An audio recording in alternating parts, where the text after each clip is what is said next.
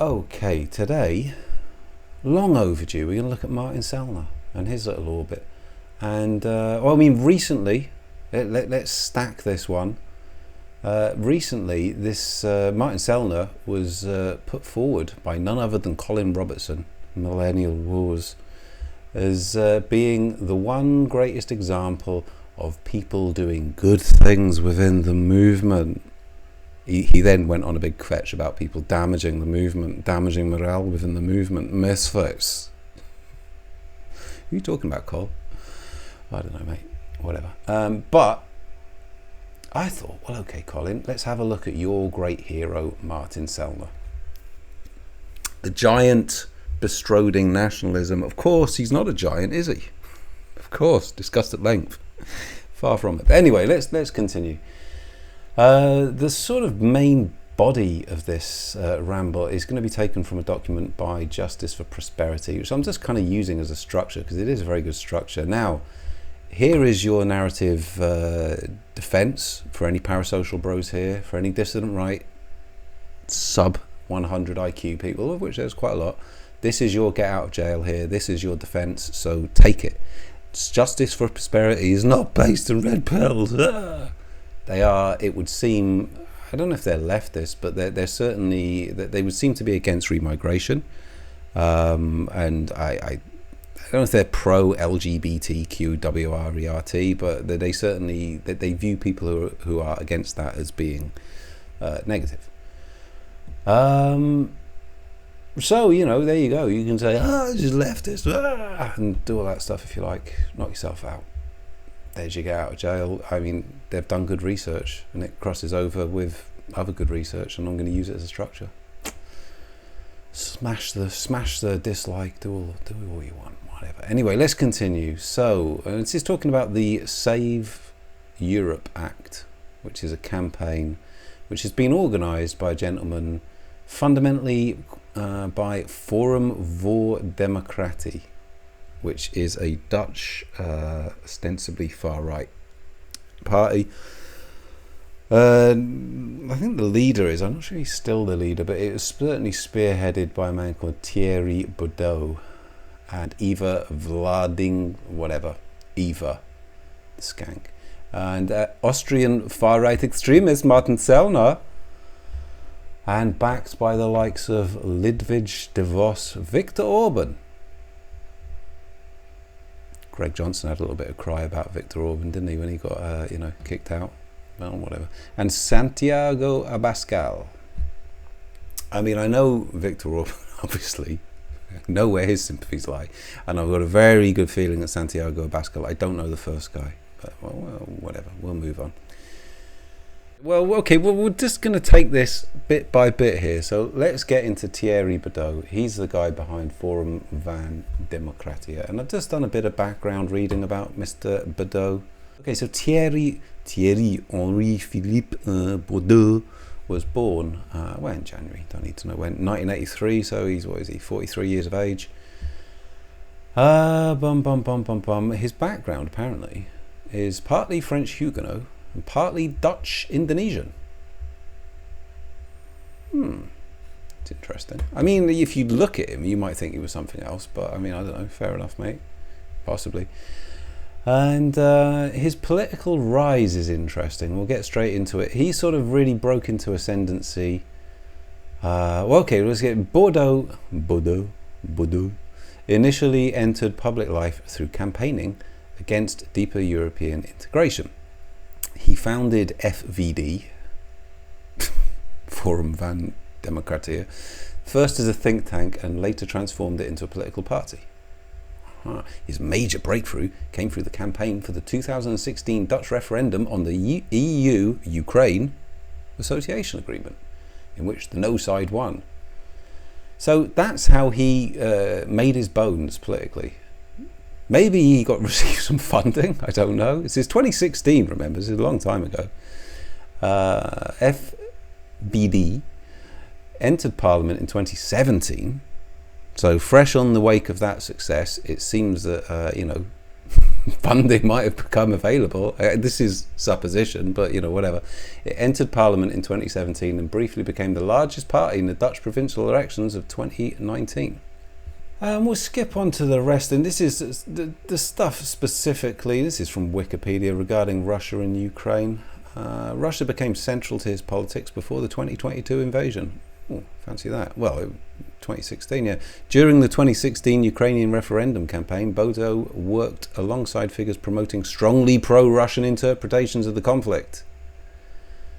Leaked WhatsApp messages later showed close contact with pro-Russian activist Vladimir Kornilov. Bodo disputed the interaction and said the messages had been taken out of context. Thierry, fair enough. After Russia's full-scale invasion, he refused to condemn Moscow, describing Putin as fighting heroically against the globalists. Well, it's Morgoth, isn't it? Opposed sanctions and weapons deliveries, and consistently portrayed NATO and the West as principally responsible for the war. Again, this is all the dissident right. This guy, these figures, large part where they draw their ideas from. What comes first, the chicken or the egg? Or symbiosis, or just Russian donations. I don't know. Probably a mixture of all those three. Language places Russia within a broader civilizational struggle against liberal modernity. Again, this is all the dissident right. The West provoked Putin.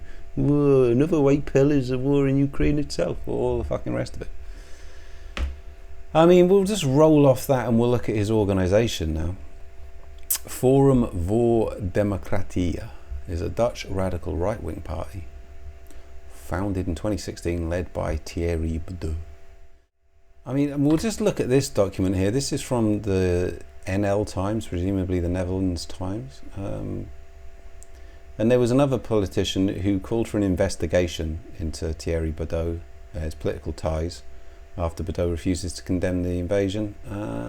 It's basically what he said.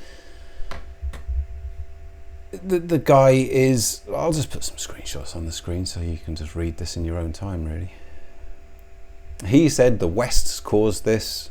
Again, you're just listening to the dissident right. Over the weekend, former FVD member, so this is one of his own little orbit, formally at least, Henk Otten called Bodo, quote, a politician who is the plaything of an enemy power, end quote, suggesting that he received money from Russia in the past. Just fancy that. There's other things that people who are playthings of an enemy power, and that would be influencers, but we'll move past them. So, I think it's fair to say you've got a pretty good idea who this guy is. This is a guy who has founded this organisation alongside Sellner, alongside this Eva, let's just leave that word alone. This is who these people are. So we'll move on from him. And this is just getting back to the initial document for Justice for Prosperity. The investigators at the Justice for Prosperity Foundation traced the funding and the network supporting SEA. Again, this is fundamentally Forum voor Democratie, but it is working in collaboration with Eva and Martin Sellner, the man doing great things for the movement. Traced the funding and the network supporting the SEA and its mobilization. Despite its European citizen focus, its technical infrastructure can be attributed to a prominent American MAGA activist with ties to the Kremlin. Interesting. Donations to the campaign passed through a French donation hub with ties to European party politics, while the initial donations travelled through a key figure of the right-wing extremist identitary Bewegung. Bewegung, I don't know how to say that, it's an Austrian word, but at this point we'll have a little look into identitary Bewegung and the main figure behind that, which certainly was, this goes back, now we're getting close to Sellner here, because IB, we'll just call them that because I don't know how to say it, was founded by a gentleman called Alexander Markovich.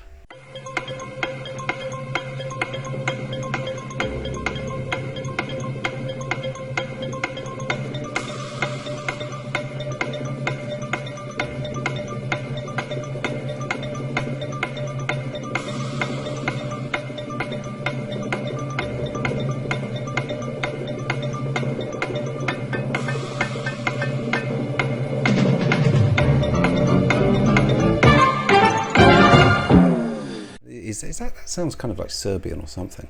It sounds like, I don't know. But anyway, he is purportedly an Austrian New Right activist, writer, and former leader of Bewegung Ostrich. His importance regarding Russia lies less in conventional diplomacy than his role as a German-speaking advocate and popularizer of Russian neo-Eurasianist ideas. Just fancy that. So this guy was, again, you're going back to around 2016. So this is where all this energy was back then. And it was all around Sellner and his little lieutenant there, Alexander Markovich. And I'll put a few screenshots on the screen, which will basically tell 1,000 words about Mr. Markovich and where his sympathies lie. And they lie very much in the Kremlin. But, there's quite a lot more to unpick here. So I'm just going to read through this. Markovich became Secretary General and spokesman of Vienna's Suvorov, presumably, Institute, formerly dedicated to Austrian-Russian dialogue, but widely described by extremist researchers as part of a pro-Russian far-right network. Just fancy that.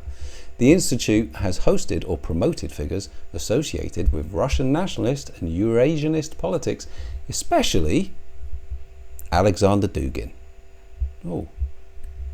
There's a turn up for the book. Markovich has interviewed, translated and published Dugin and describes his own intellectual interests as including Dugin's fourth political theory, whatever it's called, and neo-Eurasianism.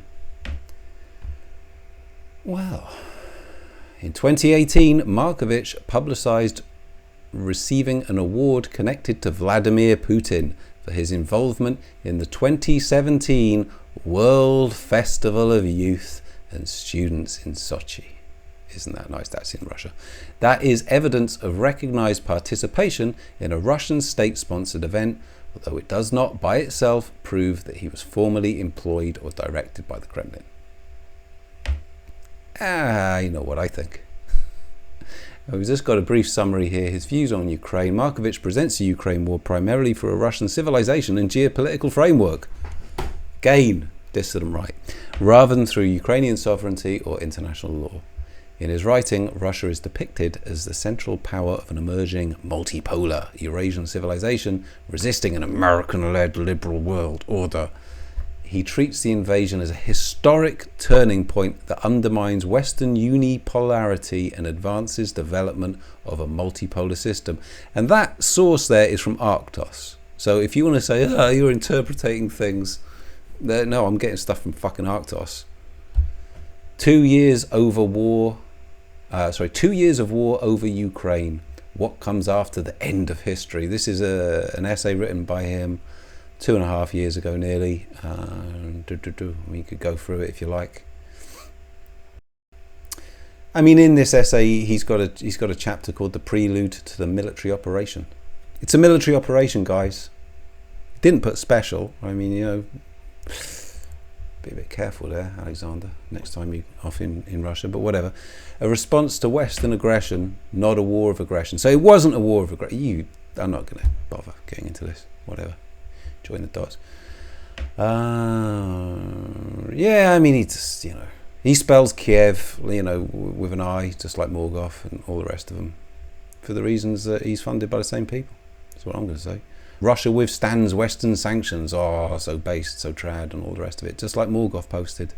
It's clever little memes, placeholding, embedding, NLP, making his audience sympathetic to Russia. I'm never express an opinion. Oh no, I worry. Fucking melt. The multipolar moment, how Russia with BRICS stands up to the West. All the fucking rest of it. We don't need to really get that far into the weeds here. It's pretty clear what he is.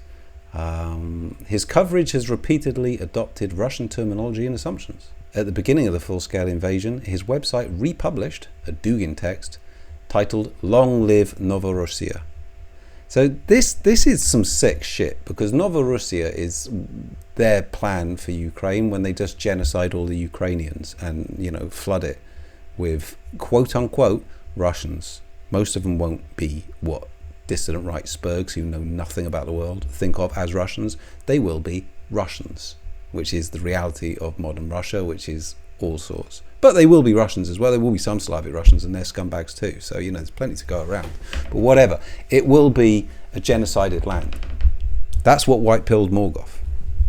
Them trying to roll out their Novorossiya fantasy.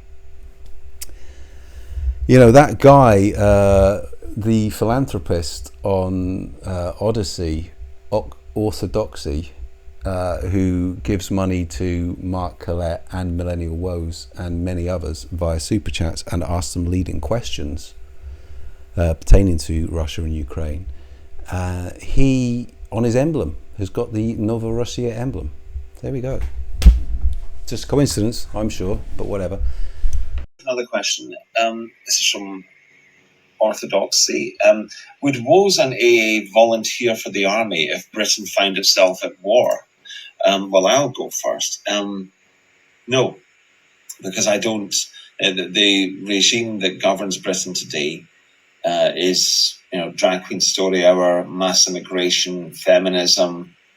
That's what, in effect, I would be fighting for, and a largely racially replaced population. So no, I wouldn't fight to defend that. And let's not forget the ultimate thing that they hold dear, Woes, which is the worship of black people.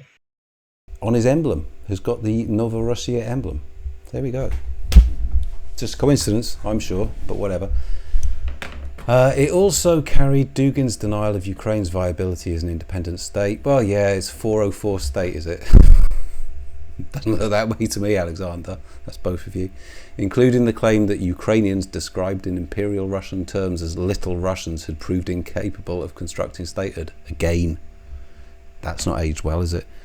Markovich has written sympathetically about Russian military operations, including the Battle for Bakhmut. Ugh, you fucking... Ugh. And has portrayed reporters working from the Russian-controlled Donbass as giving a voice to victims of Western or globalist aggression. Just do that in a Woes voice, why not? His framing generally casts NATO expansion, American hegemony, and Western liberalism as the deeper causes of the conflict. Well, Russia appears as a resisting civilizational power. It's kind of more Morgoth kind of content, but whatever. I think you can get the idea. Well, this guy has been a key figure in that whole orbit, and alongside Forum voor Democratie. So, I mean, that just should give you a little bit of background. We'll carry on with the document itself. Okay, so Vladingobrok and Sellner launched the SEA initiative, which is, you know, with the links to the aforementioned two characters, on 30th of May 2026 at their remigration summit near Porto. Now, I don't know if people are familiar with the sort of online scene. They might be aware that was a big event. There were a lot of figures from the UK. There was that little midget, that doesn't narrow it down, does it? Cal, he was there, wasn't he? You know, closely associated. He's got almost like a father-son relationship, I think, with Frank Wright. I don't know. And speaking of Frank Wright, there is his future political partner. I'm going to go out on a limb there. That might end up in another video at some point. Lucy White. Lucy White, I'll just chuck it out here. Frank Wright and Lucy Wright. These are planned. They're going to be the Growler Towler and Mark Collette of Restore. Now, I think probably what will happen, this is a sort of contingency Restore that will probably emerge. I don't really follow it, but I understand there's machinations going on there with Rupert Lowe and all the rest of it. Well, what's going to happen at a certain point is that either it'll fall apart, or Lowe will go off to Reform or the Tory party or whatever. And that little network will then just become Malofeev, Frank Wright, and Lucy White led operation. That's my prediction. I want it on the record. I can go into it into another video at length, but whatever. We'll stick it on here anyway. Well, she was there. She was getting her picture taken with Martin Sellner and all the rest of it, and sitting literally on his right hand. Fine. There they all are, all the pals. She's never mentioned Ukraine in any context, even though she's she's got a PhD from Cambridge University in public policy, which, as I've talked about at length before, she's just got nothing to say about Ukraine, right? So when she was there having, candid conversations with the likes of Martin Sellner and Eva Vlandiga, she didn't have anything to say about Ukraine. Well, yes, there's something going on. Is there war? Whatever. Anyway, right, so on the 15th of July, a couple of weeks ago, campaigners held a rally. This is for the Save Europe Act, which is this aforementioned little group, outside the European Parliament in Brussels, delivering all the signatures printed out and put in a wheelbarrow, staging a publicity stunt for the campaign. And this is where we get an appearance from, quote, the prominent Brian Brown was there. We'll get into Brian Brown at length in a bit, with a Frenchman. It's quite vague. He was there with a Frenchman to support Sellner and Vladimir Brok, a clear reminder of how closely the US network is linked with the campaign's European face. Now, Brian Brown, I'll get into him separately, but he's basically a MAGA Malofeev operative. Just like Frank Wright, I believe, is a Malofeev operative. I mean, Frank Wright's links with Malofeev goes via LifeSite, his mentor, John Henry Weston, has flown out. He spent time in Romania on Malofeev's ticket. He spent time in Russia on Malofeev's ticket. He's been at Mar-a-Lago with Donald Trump. This is the same thing. So this is why Frank Wright, from now on, I will only refer to him as Malofeev Frank Wright, because that's what he is. Just a skin suit, just another one in this network which is being set up. So further on into the document, it asks the question, who is driving this and why does it matter? And I'll just read verbatim. Vladimir Brok and Sellner and their public endorsers are the only visible layer of Save Europe Act. Behind them runs a support network that reaches beyond Europe, originating from the United States through Brian Brown. Malofeev Brian Brown. JFP traced the donations and financial support for the SEE first to the identitarian movement in Germany, then to France. The technical infrastructure of the SEE is operated by an American Trump supporter present at the European Parliament rally, that's Brian Brown, and an ultra-nationalist Serbian figure, both tied to Russia. Okay, we'll then move. We've got another chapter here called A Deeper Dive. Where do people's donations go? Dear. From the 1st of June 2026, donations on the SEA website ran along two routes, both leading to the German association, something in German, Hermes Medienforderung. I don't know what that is. Hermes Medienforderung. The association supports cancelled journalists. Oh, God. Dissidents, and oppositional voices in the German-speaking world by covering their legal costs, maybe their living costs, Colin, and in practice functions as one of their donation channels for Martin Sellner, whose own bank accounts have been closed, one after another. And there's just a load of stuff about give, send, go. I mean, this is just sort of like, they've got a very shady kind of network of donations, basically. Now, I suppose, you can say, well, Sellner's been debanked, and I don't doubt he has. So, maybe give him a bit of leeway there. But it is very kind of murky where all this money's going and all the rest of it. Now, as I say, this goes into greater depth with all these donations. Essentially, my read of it, just to sort of not, get too into the weeds of all this, is there's lots of money moving around via various donation channels. Now, as I think I said earlier, to be fair to Sellner, he has got some plausible deniability with this because of his banking situation.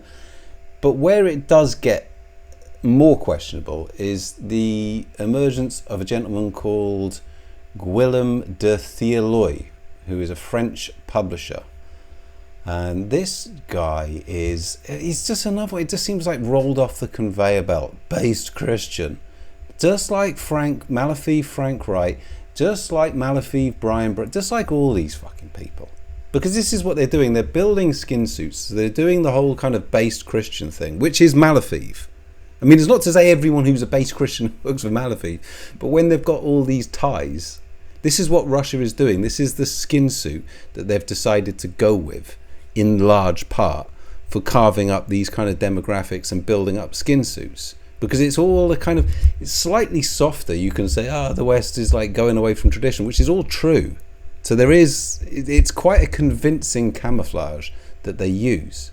But with this guy, let's have a look into him. Guillaume de Theoloy is a French Catholic, traditionalist, publisher, political advocate, and media organizer. He holds doctorate in political studies. His thesis, supervised by Pierre Manint, examined neo-Thomist political thought through Jacques Maritain. He previously spent time in a seminary and later worked as a parliamentary assistant in the French Senate. He runs a network of conservative and far-right Catholic media, just like LifeSite, most notably Le Salon Beige and Les Quatre Vérités. Does that mean the Four Truths, I think? Nouvelle de France and Riposte Catholique. He's also been involved with TV libertaires and published Jean-Marie Le Pen memoirs. His politics combine traditionalist Catholicism, opposition to migration and same-sex marriage, social conservatism, Euroscepticism, and monarchist sympathies. We've got a short summary here from this is from his site, Le Salon Beige. Le Salon Beige, let's see, have a look. Theoloy is basically bankrolling them, it would seem. Now, where is this information from my screen? It was there a minute ago. Let's find it again. So, de Theoloy has written that he has met Vladimir Brok at a conference in Rome. He said that Eva and Sellner personally asked him and his website, Le Salon Beige, to become French partners in their campaign, which he accepted enthusiastically. He also encouraged his readership to sign it. So he's basically bankrolling them. To put a long story short here, he has given them 54,000 euros, which amounts to exactly, over 3 years, and that amounts to exactly 18,000 euros per year, which is exactly the annual maximum that a single donor may give to a European party. So I think it's fair to say that he's bankrolling them in large part. Now, I don't know any of this is supposition, but when you look at these kind of figures, these kind of like media magnate-y type figures, businessmen, philanthropists, there might be someone else in the background there. Let's just put it that way. You can't really do anything but suppose on this one, but this is how the FSB kind of fund people. Now again, I've got no proof of this. I can't say, he's being funded, he's basically a delivery device for the FSB. Can't say that, but this is all like on the books donations. It has to come from someone within Europe, so they use like affiliated businessmen. Again, this is supposition regarding him. I got nothing specific that I can go on that can point to that with him, but it's just a pattern and it's there, and I'm going to mention it. So okay, this is where it gets more murky, because you've got this organization Kirsch, its website, and a Serbian. Now this is related to Guillaume de Theoloy. His organization Le Salon Beige seemingly is working with Search. So quote, a closer examination of Kirsch and its website reveals a much more complex picture. Is de Theoloy behind the money? Question mark. Well, we already know he's behind it, 18 grand a year. Is there more to the campaign than just a French donations hub? That's what I've just alluded to. The first thing that stood out was in the metadata in the logo of Kirsch.org. It contained a name, Nemanja Zaric. There we go. Metadata is information that a file automatically carries with it, such as the creator, location, or the date. The file name of the main image of the church on the same website revealed even more. ChatGPT image, some numbers and a PNG file. The word JYH is Serbian for June. According to LinkedIn, Dr. Nemanja Zaric resides in Belgrade, Serbia. A lot of Russians reside in Belgrade, Serbia. A lot of Russian money resides in Belgrade, Serbia. A lot of Russian sympathetic people reside in Belgrade, Serbia. We'll continue. I'm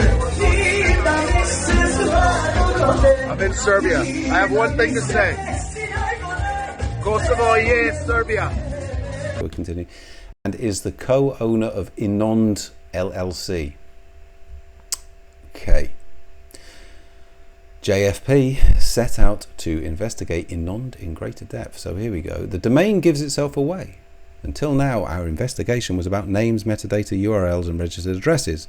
Every website runs on a server, so JFP examined the infrastructure behind Save Europe Act website. Again, that's the Eva and Martin Sellner, who are doing wonderful things for the movement. That's their main website. On the 12th of July 2026, we found a telling detail on a subdomain of the website. Domain MW, I think that's a coincidence, inond.net.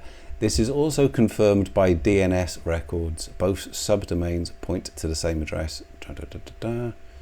I mean, it gets very technical here. However, a shared IP address proves little on its own because hosting companies often place multiple clients on one server. But here, the picture is different, as the address carries Inond's name. Such a link does not arise by chance and must be set up intentionally. It is also an outlier since the rest of the SEA's infrastructure runs on major providers such as Cloudflare. Only this subdomain deviates from that pattern.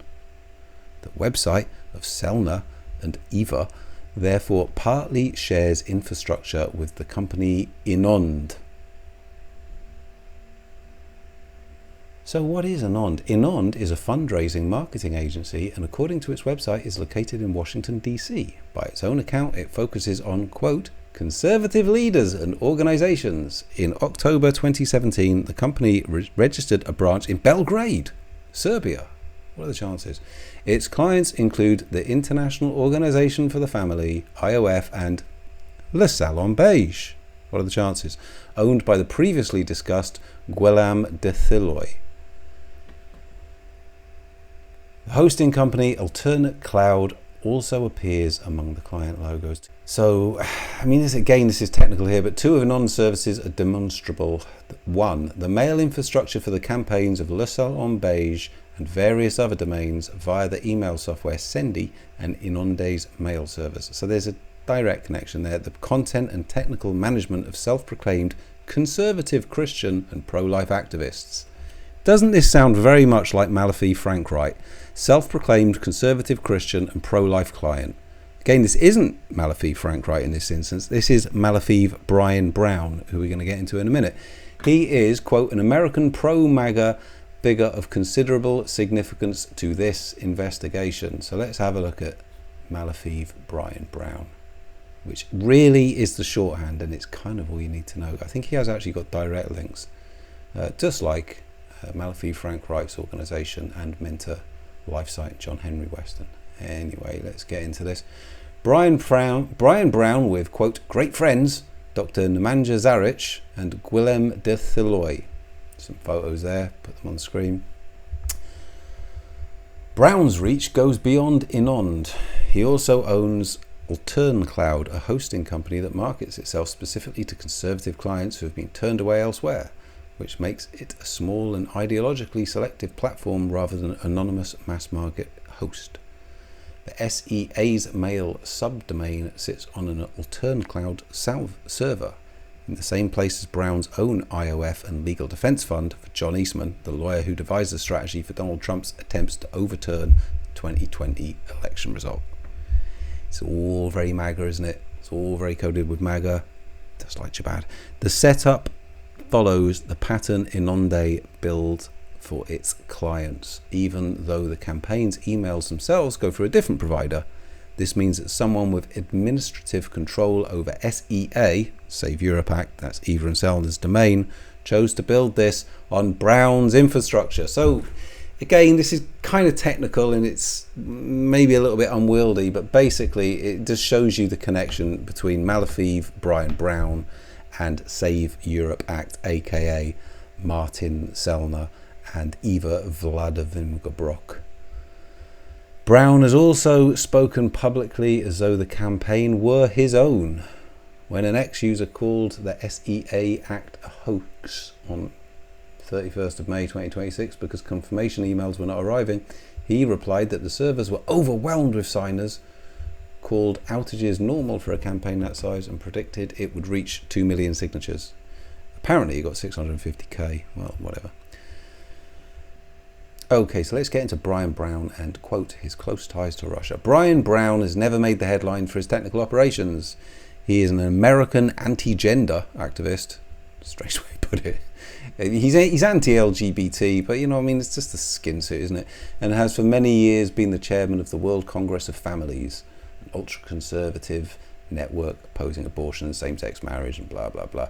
He also sits on the board of trustees at Citizen Go, Spanish anti-abortion and anti-LGBT advocacy group. Again, just the skin suit, it's just their little hook. Brown is no stranger to JFP, as we have examined his activities in previous investigations. Probably should have read those before this. In 2013, he stood in the Russian Duma, that's their parliament, as it passed its anti-LGBT legislation. Yeah, I mean, before that, I mean, just to show you how often they flip-flop, I mean, Putin was wagging his finger at the homophobic West. I mean, I think that was around 2011. So, you know, it's all just stances. And he returned to Moscow repeatedly in the years that followed. Here we go. 2014, the Russian oligarch Konstantin Malofeev and his right-hand man Alexei Kornov, both allies of Putin, brought the group to Moscow, yet under a different name. So just like John Henry Weston, who is Malofeev Frank Wright's mentor, and I think he's former, but he certainly was up until very recently the CEO of LifeSite, Malofeev Frank Wright's employers. Just like him, he's been flown out to Moscow literally on Malofeev's ticket. Just like John Henry Weston, just like LifeSite. And there you got Malofeev Frank Wright, he's going on Tucker, he's going on Alex Jones, he's going on all these, you know, he's just being Malofeev Frank Wright. Well, whatever. You've got the direct connection there. No ambiguity. He's being flown out to Moscow on Malofeev's ticket. The WCF, hosted by Brown's IOF, let's see, what was that, Institution of Families or something, is an international movement that organises major conferences to confirm and affirm and defend the natural family. I mean, this is their sort of like, this is their hook. It has also served a channel linking the US Christian right with Russian Orthodox oligarchs and the Putin regime, sharing, quote, family values, end quote, ideology for geopolitical purposes, letting Russia advance its influence on the US, Europe and beyond under the banner of anti-gender and anti-LGBT politics. Alexei Kornov served as the WCF's Russian representative. That's another Malofeev bag, man. Russian representative, and previously sat on the board of Citizen Go as well as the IOF, which again is Brown's organisation, from 2018 to 2020. Malofeev previously bankrolled the conferences. It's so plain sight, I don't know what to say. Malofeev is no ordinary financier. He was already on the US and EU sanctions list in 2014 for financing and arming pro-Russian separatists in eastern Ukraine. In 2022, the US Department of Justice indicted him for sanctions violations, alleging that he funneled away $10 million in American investment money. I mean, there's a lot more. Investigations have also identified Malofeev as the primary coordinator and fundraiser behind the systemic deportation and forced relocation of Ukrainian children. I mean, this is something you'll never hear the dissident right talk about while being white-pilled by the war, Morgov, under his project called Happy Childhood, which is really fucking sick. Malofeev is sanctioned for his involvement in the war in Ukraine and dedicated to promoting the Kremlin strategies and strict Russian Orthodoxy Christianity, and the owner of the ultra-nationalist media empire, the Tsargrad Group. Again, this is the guy that bankrolls all this shit. I mean, he's an FSB operative. He's an FSB oligarch. That's why they created a lot of these oligarchs for this purpose. They are essentially, they're kind of like given a license by the state to have, you know, huge amounts of money, but they have to do certain things. And this is the gig. I mean, you know. Through his proxy, Alexei Komov, he is also financially backed to Gender Europe, a European anti-gender umbrella network that via leaks Brown, de Thaloy and Nemanja can also be attributed to. It's all a big network. And here's Martin Sellner sat in the middle of it, being promoted by the dissident right as the one man in our orbit doing the most positive things in the movement. Yet being a Malofeev operative. Being a fucking bagman for it all.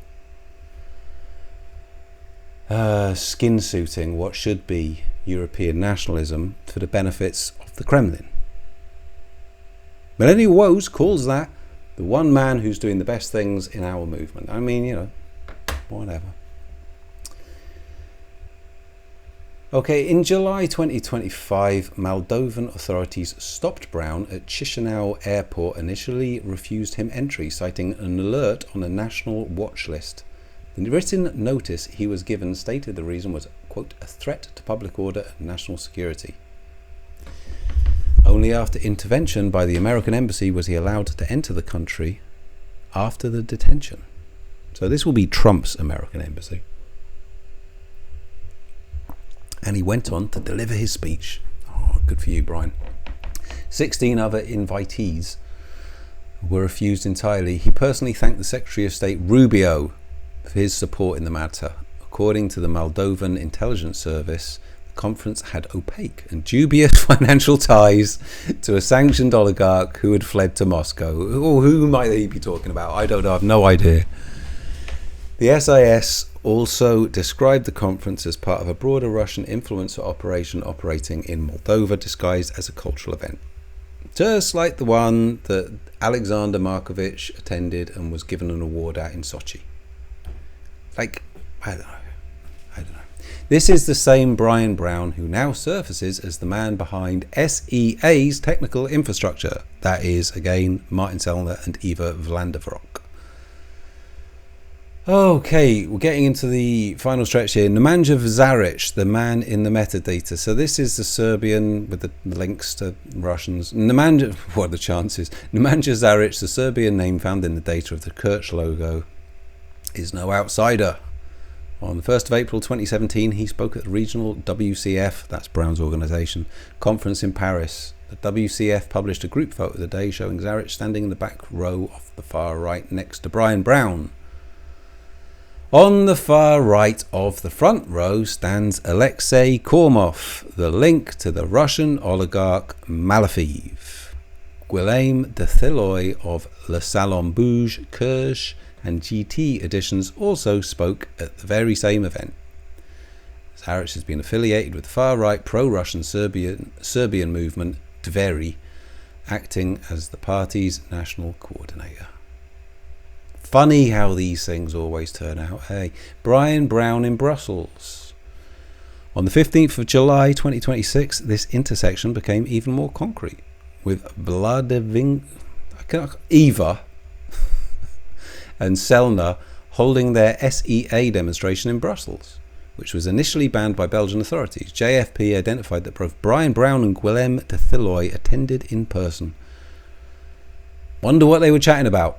Go and grab a coffee, maybe something to eat, maybe talk about funding. Who's to say? Brown had also posted about the rally on his own X account, supporting the cause and promoting ECR politicians who spoke, such as Dominique Tarzinski. Don't know who that is. It is the first time either Brown or de Thaloy have been spotted at one of the campaign's public events. Oh, there's a picture of him there. There we go. Brian Brown and Guillaume de Thaloy standing in front of Martin Sellner. Martin Sellner is very close to the camera, so he doesn't look like a midget. Lucky for him, eh? Right, Brian Brown speaking with Dominik Tarzinski. Presumably Polish, I don't know. Source and image right, blah, blah, blah. This is not the first time Brian Brown has interacted with Brussels politics. He has participated in 2 ECR European Congress of Families conferences in 23 and 24 in Dubrovnik. representing his IOF, which is, what is it, Institute of Family or something. What Brian Brown's involvement means? Well, I'll tell you what it means. It means Malofeev has got his fucking dabs all over this, but we'll continue. In this investigation, JFP has revealed that Brown, a pro-Trump American with demonstrable ties to the Kremlin, plays an important role in the SEA campaign. Martin and Eva, that woes purrs about. He does not hold an outward leadership role in the SEA and instead works one layer deeper, just like all these Malofeev bagmen, within the technical infrastructure, the fundraising, and possibly the email systems that underpin it. He is an omnipresent player within the transnational ultra-conservative Christian right network, the Malofeev network, in my words, chairing multiple anti-rights organizations and having worked closely with Russian actors. With Brown, the SEA brings different currents of influence together: the American Christian right, Russian orthodoxy, and extreme right European identitarianism. To all being identified in Russian operational units to do so, and funds have been made available. Again, my comment. These groups do not share a country, organisation or religious community. What connects them is a common aversion towards liberal democracy and the institutions that support it. With the SEA, Save Europe Act, we see them visibly intersect and encompass one movement seeking to destabilise Europe from within. Here you've got Brian Brown with Igor Dodon, then President of Moldova and an open ally of Moscow. All pals together. Okay, oh, there he is with Alexei Kormov. So there he is with Malofeev's bagman. Main bagman, right-hand man. So, basically this is what it is. I think that's more or less it. That's basically what it is. So, I mean, just to conclude this, what have you got? You've got all these figures in the whole Martin Sellner orbit, all the way back from 2016. The guy set up, what was it, FVD, which has gone on to be headed by Eva. I mean, in 2016, he was making his bones attacking, he was basically serving Russian interests in the European Parliament, and then launched a political party.